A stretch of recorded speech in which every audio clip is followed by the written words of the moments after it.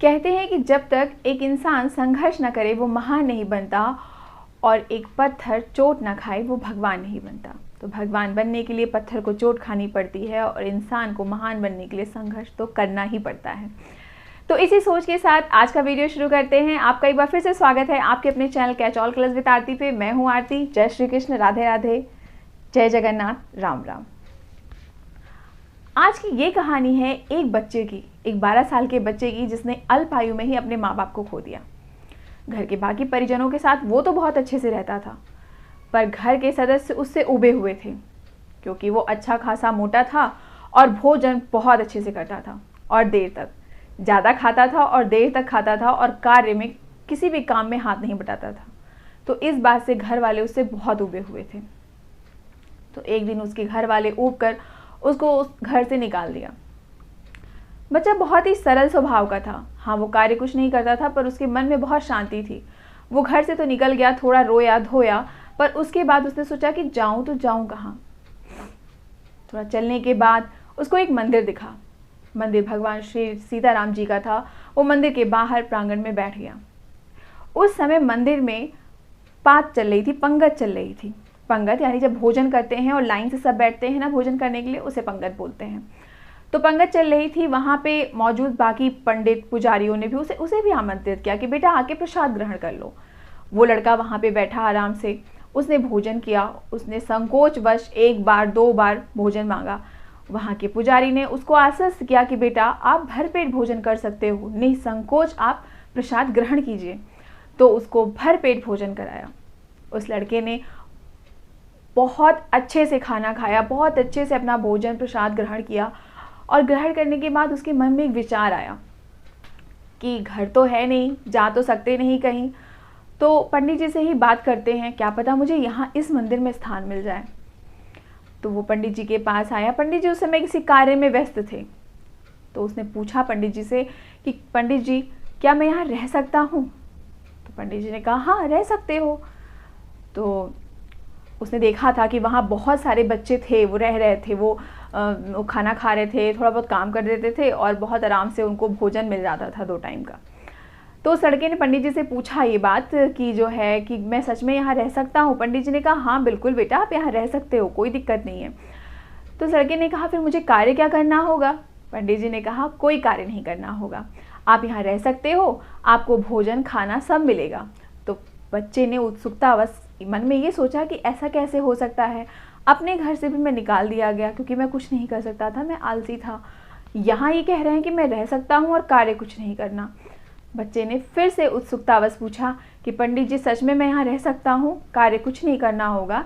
तो पंडित जी ने उसकी तरफ देखते हुए प्यार से कहा कि नहीं करना होगा ना, आपको भगवत कीर्तन करना होगा, आपको श्री राम का नाम स्मरण करना होगा और कीर्तन और भजन में भाग लेना होगा। वो बच्चा बहुत खुश हुआ मन ही मन, इसमें कौन सी बड़ी बात है, ये तो मैं कर लूँगा। बस वो वहाँ रहने लगा। कुछ तिथि बीती, कुछ दिन बीते।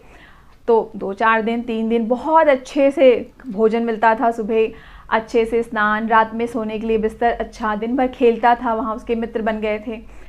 पर कुछ समय बीतने के बाद एक दिन प्रातः जब वो उठा तो श्री सीताराम जी की आरती करने के बाद रोज़ वो रसोई की तरफ जाता था और झांकता था कि भोजन में क्या बन रहा है, और बाहर ही खड़े होकर सुगंध का आनंद लेता था। उस दिन वो रसोई के बाहर गया, उसने देखा अभी तो रसोई पकनी शुरू ही नहीं हुई। तो पुजारी जी के पास आया और बहुत ही मासूमियत से बोला कि पुजारी जी आज क्या हुआ, आज तो भोजन पक ही नहीं रहा, कुछ बन नहीं रहा रसोई घर में, सिर्फ फल इत्यादि कट रहे हैं। तो पंडित जी ने उसे बहुत प्यार से कहा बेटा आज एकादशी की तिथि है, आज के दिन मंदिर में कोई भी अन्न ग्रहण नहीं करता, सब लोग फलाहार दुग्धपान यही सब करेंगे, तो आप भी व्रत रख लो। तो बच्चे ने बहुत ही एकदम इनकार किया इस बात से कि नहीं मैं तो भूख के मारे फिर मर जाऊंगा, मुझे तो खाना चाहिए, मैं खाना खाऊंगा, मुझे भोजन करना है। तो पंडित जी ने कहा ठीक है बेटा आप भोजन कर लो, लेकिन आज मंदिर में यहाँ पे अन्न नहीं पकेगा, तो आपको तो लड़के ने कहा कि कोई बात नहीं, मैं अपना भोजन खुद पका लूँगा, मैं यहाँ से बाहर मंदिर के बाहर भोजन पका लूँगा। तो पंडित जी ने कहा ठीक है फिर रसोइया के पास जाओ, जितनी भी आपको अनाज की आवश्यकता है वो आप अनाज वहाँ से ले लो और जाकर नदी के पास अपना भोजन पका के ग्रहण कर लो। बच्चा बहुत खुश, जाएंगे आराम से बैठेंगे, अपने मन से अपने हिसाब से बनाएंगे और खाएंगे। पर पंडित जी ने जाते थे उससे एक बात कही कि जब भोजन पका लेना तो भगवान श्री सीताराम जी को आमंत्रित करना अपने भोजन के लिए, उनको भोग लगाए बिना भोजन ग्रहण मत करना। बच्चे ने मन में दिमाग में ये बात बिठा ली और वहाँ से चल दिया। नदी के किनारे बैठा, सारा चीज़ इंतजाम किया। भोजन पका लेने के बाद वो पालथी मार के आलथी पालथी क्रिस क्रॉस करके बैठ गया। ताली बजा बजा के जोर जोर से वो भगवान श्री सीताराम जी को आमंत्रित करने लगा। राम आओ जी, सीताराम आओ जी, मेरे भोजन का भोग लगाओ जी।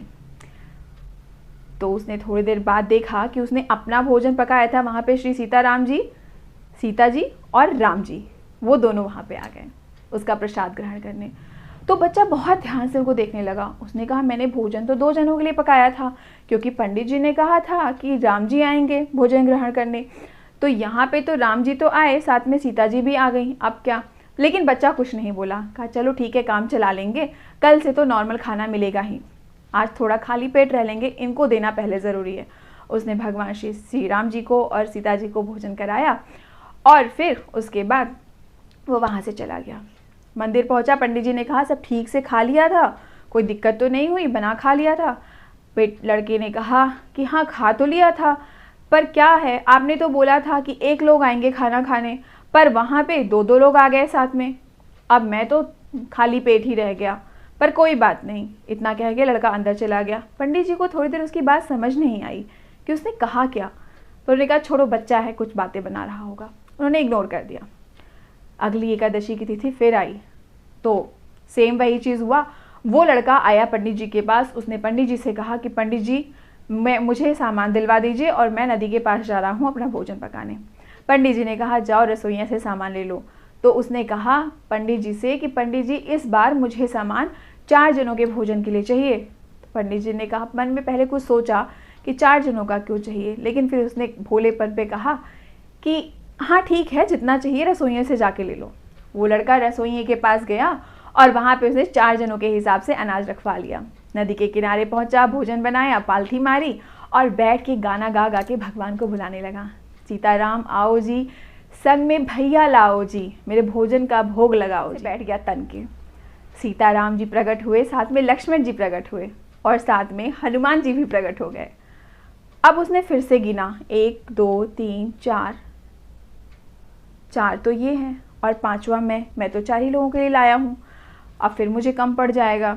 लेकिन फिर उसने कुछ नहीं बोला, उसने अपना बड़ा दिल दिखाया और कहा भोजन ही तो है, थोड़ा ज़्यादा थोड़ा कम। सबको भोजन ग्रहण करवाया, सारे देवता वापस चले गए। वो वापस मंदिर आ गया, दुखी भाव से चेहरा लटकाए हुए। पंडित जी ने फिर उससे कहा क्या हुआ, भोजन ग्रहण किया ठीक से? उसने कहा क्या भोजन ग्रहण किया, मैंने तो सोचा था वहाँ 3 लोग आएंगे, एक में 4 हो गए, पर वहाँ तो 1 एक्स्ट्रा आ गए।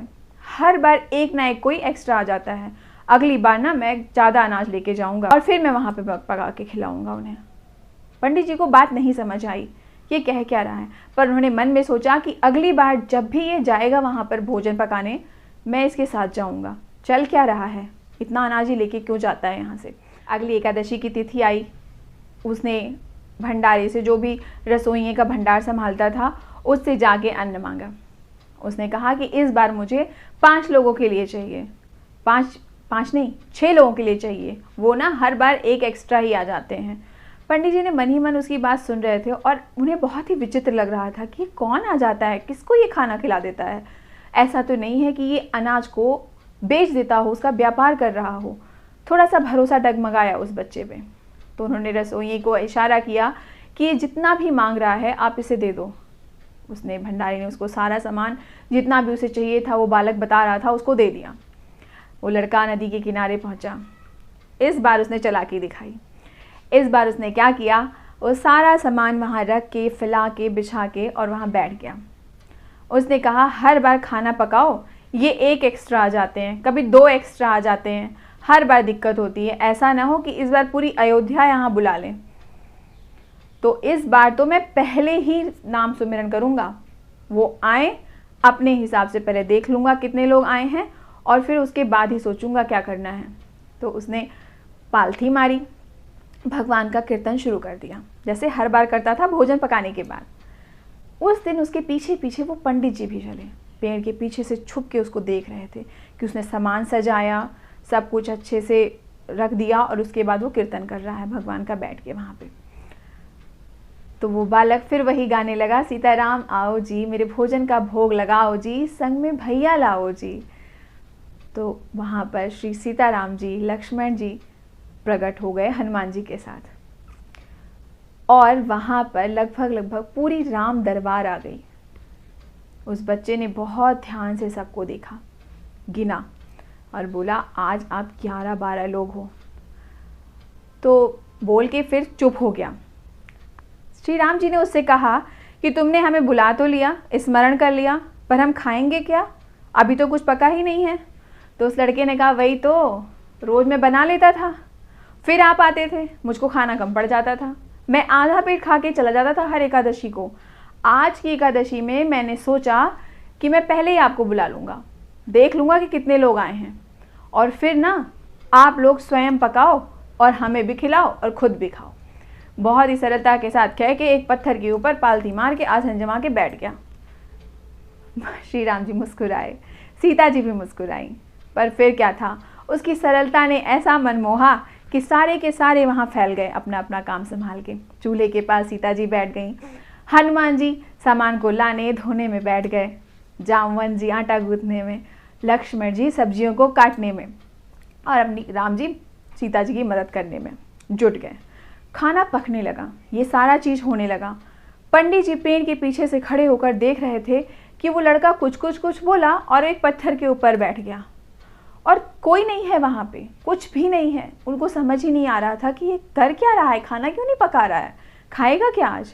फिर पंडित जी से रहा नहीं गया, वो उस पेड़ के पीछे से निकले, आए और उस लड़के को बहुत तेज से डांटा, क्या कर रहे हो, सारा सामान फैला दिया है, भोजन क्यों नहीं पका रहे हो। तो उस लड़के ने उस पत्थर पे बैठे बैठे बोला, गुरुजी मैं खाना क्यों पकाऊंगा, ये लोग पका रहे हैं ना खाना, आप बैठिए, अभी आप भी पाइएगा भोजन। पंडित जी ने कहा कि कौन लोग भोजन पका रहे हैं, बताओगे।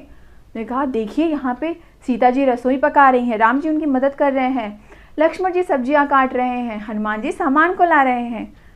पंडित जी को ये सारा दृश्य नहीं दिख रहा था, कुछ भी नहीं दिख रहा था।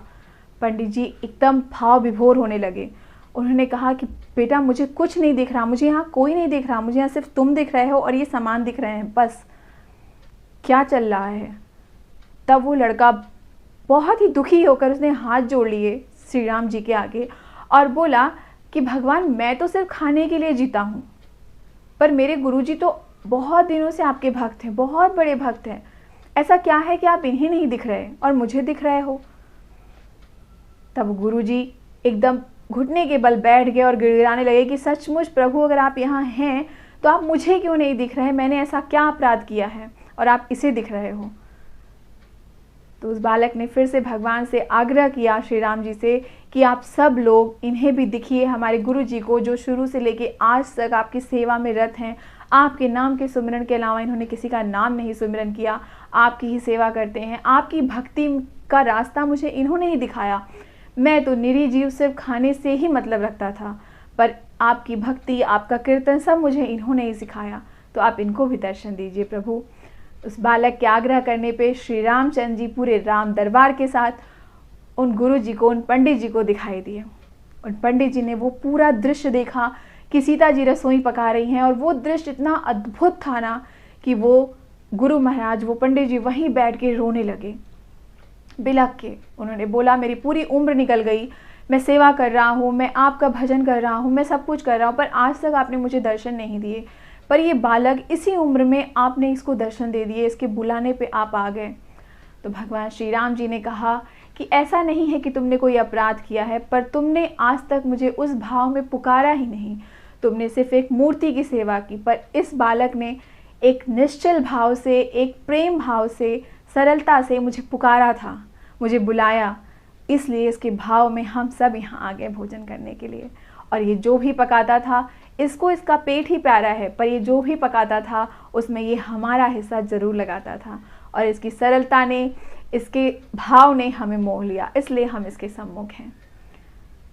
तो कहने का मतलब सिर्फ ये है कि किसी भी पूजा पाठ में, किसी भी चीज़ में आपको बहुत ज़्यादा बहुत ज़्यादा तंत्र मंत्र करने की ज़रूरत नहीं है, बहुत ज़्यादा दिमाग लगाने की ज़रूरत नहीं है।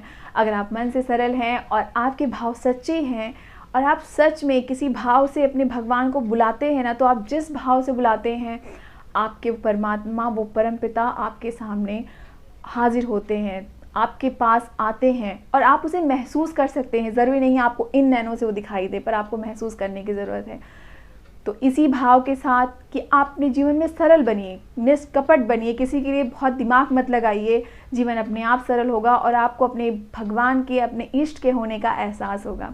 इसी भाव के साथ आज की वीडियो का यहीं समापन करते हैं, यहीं आपसे अलविदा करते हैं। फिर मिलेंगे ऐसी ही किसी रोचक वीडियो के साथ, रोचक कहानी के साथ। तब तक के लिए जय श्री कृष्ण, राधे राधे, जय जगन्नाथ, राम राम।